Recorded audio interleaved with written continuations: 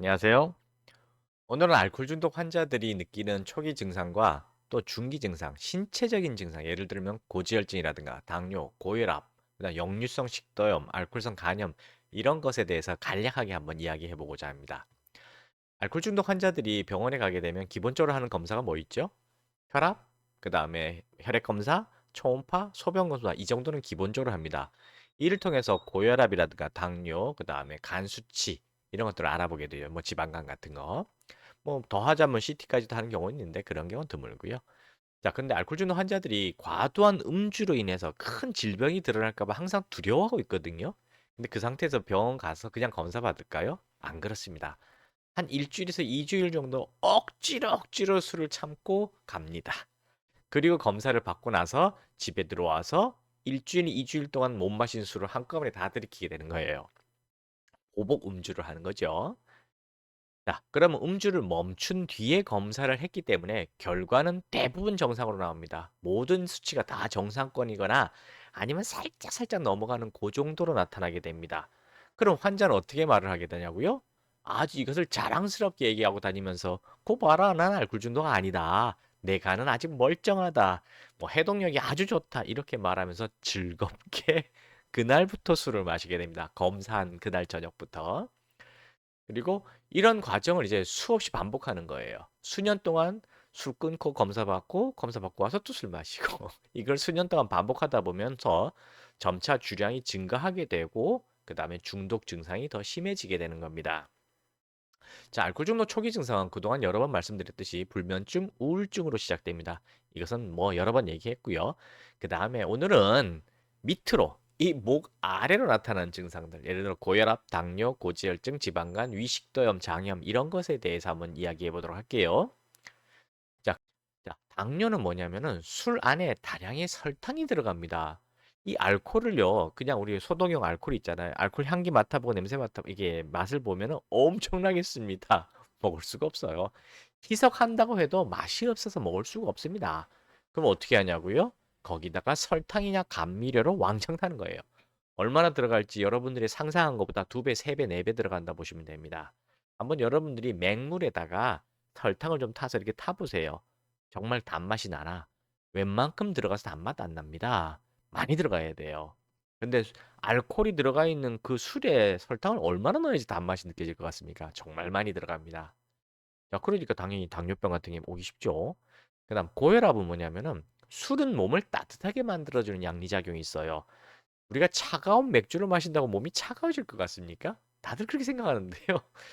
이 차가운 게 목 안에 들어가면 당연히 입하고 식도 하고 위, 장은 순간적으로 차가워지겠지만 심장 박동수하고 혈압은 오르게 돼 있습니다.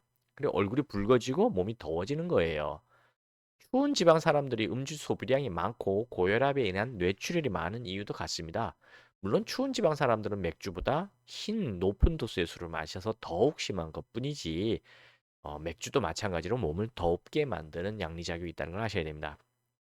그래서 고혈압이 생기는 거예요. 코 빨개지는 것도 같은 이유입니다. 그다음 고지혈증은 알코올은 칼로리가 있어요. 그래서 알코올 중독자들이 밥은 못 먹어서 배가 고프잖아요.